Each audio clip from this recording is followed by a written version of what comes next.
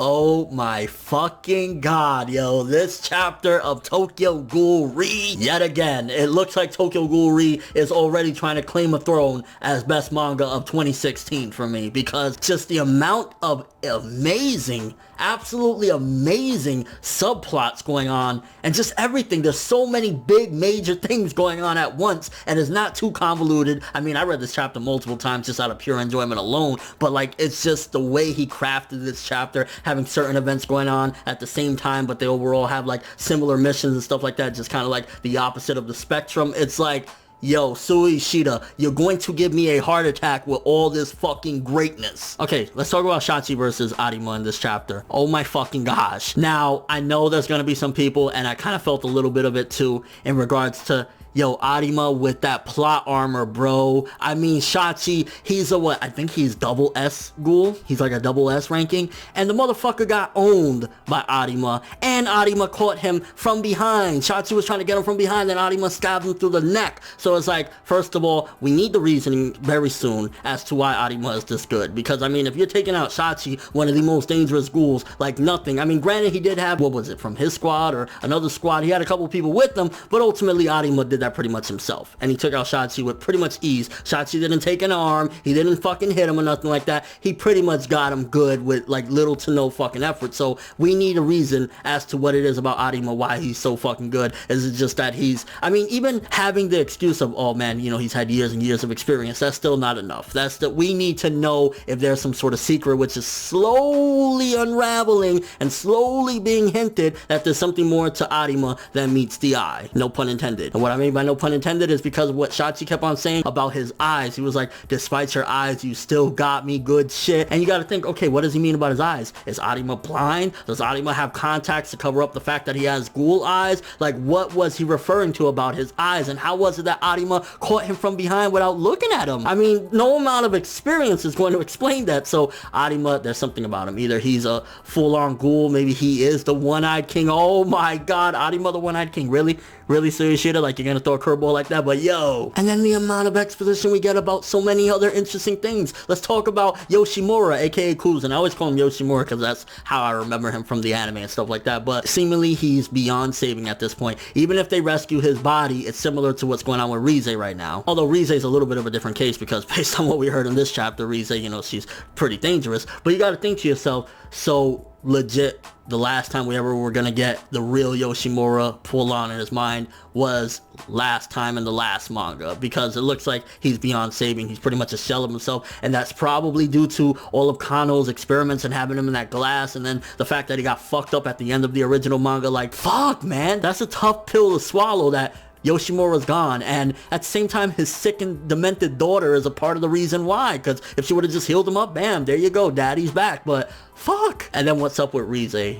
Why is it that they're hyping her up that she's just too dangerous at this point? And Shachi, of course, he's gonna keep on doing it. Like he said, that's my daughter, I don't give a fuck, you know, I'm gonna protect her, whatever. But Yomo's doing this out of loyalty to Yoshimura.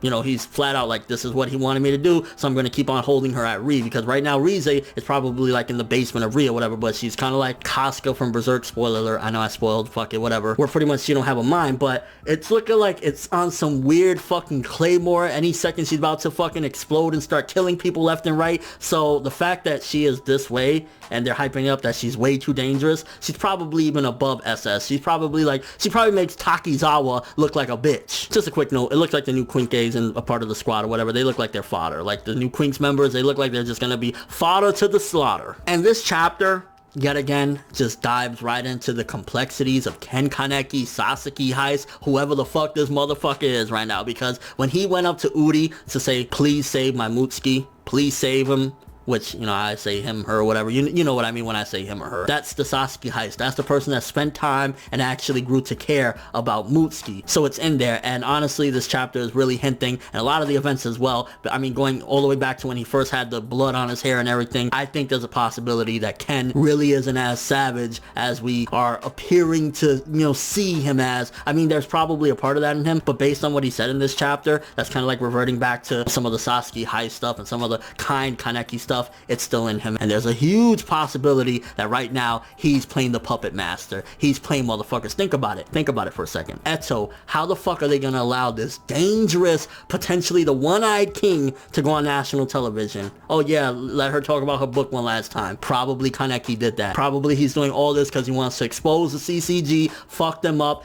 and also, why wouldn't he be going to Root Island? This is a huge invasion. This is the final fight against Aogiri Tree, seemingly, because he wants to stay at Coachella, because he's probably trying to get Eto to Coachella, had her send out that message so they could bust her out, in turn saving Hinami. And oh my gosh, are we gonna get the bone treatment? Are we gonna get the bone treatment? Because in this chapter as well, first of all, Banjo back, baby. Banjo, one of my all-time favorite characters from Tokyo Ghoul, the original Banjo back. And we have Ayato, and Ayato's gonna go to Coachella. So we're gonna have them face off yet again. This time around though, is he gonna ride with Ayato? Is he gonna fuck him up yet again? Because we don't know how far is he gonna keep on going, Kaneki, to keep up appearances so that the CCG don't go after him as well. Like, is he gonna keep on putting up this facade? No, you know, I want the CCG all over me, body, mate. Or like, you know, what the fuck is he gonna do? How far is he gonna go? So we might have another square off. And whoo, if he goes that savage route that we've been seeing, Ayato, I'm sorry, bro. I think he's gonna lose more than 100 and something bones. I think he's gonna probably crack them all. And then last but not least, the end of the chapter when Eto is talking to Furuta and pretty much reveals Kano is seemingly the leader of the fucking clowns, and Furuta is pretty much a part of the clowns. What if Furuta is one of the people that was involved in the destruction of Rize? Because Furuta also seemingly has ties to the V organization. The V was trying to get Rize. And bada boom bada being like, oh my gosh, this chapter was absolutely amazing. I can do nothing but give it a 10. We had an insane fucking battle in the beginning. So many questions as to Arima. So many things revealed. More things about Rize. Yoshimura not being able to, like, oh, this was insane. 10 out of 10, 11 out of 10, whatever the fuck you want to call it. Just beautifully done. Sui Ishida is turning this into a godlike fucking arc, and this was just mainly setup. We had a cool fight in the beginning and a lot of setup and exposition, but boy, oh boy, Sui Ishida gave us one hell of a motherfucking chapter. Easily 10 out of 10.